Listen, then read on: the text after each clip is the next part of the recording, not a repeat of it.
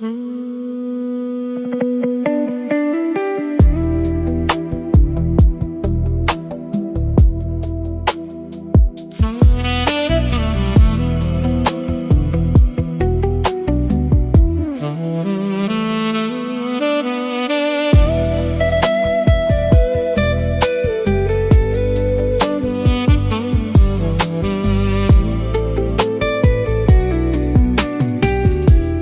នេហាអើយគ្រាន់តែជាអារម្មណ៍ជួនកាលរលំស្រាប់ស្រាលមិនទៀង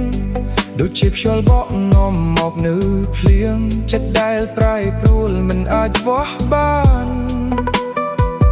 តែភាពស្និទ្ធស្នាលគឺជាចំណងផ្លូវចិត្តចង់ក្រងស្មោះស្ម័គ្រកល្យានយល់ចិត្តទុកចិត្តរួមសុខគ្រប់ប្រានស្នេហាធម្មតាមិនស្មើឡើយណា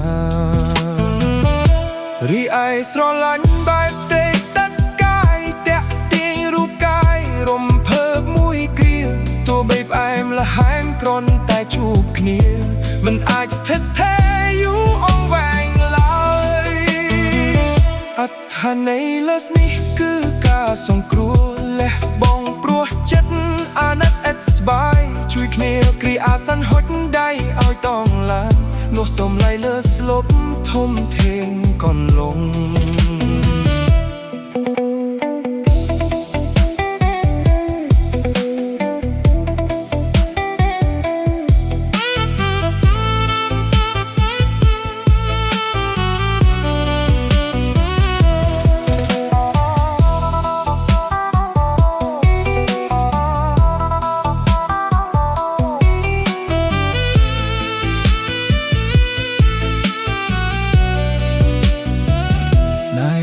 ស្មើស្និទ្ធស្និទ្ធស្នាលទើបជ្រៅស្រឡាញ់លំដាប់ក៏ពុំស្មើអ្នកសង្គ្រោះជីវិតជួយដោះស្រាយសៅមងលះបង់គ្រប់យ៉ាងឲ្យតែអ្នកសង្ឃ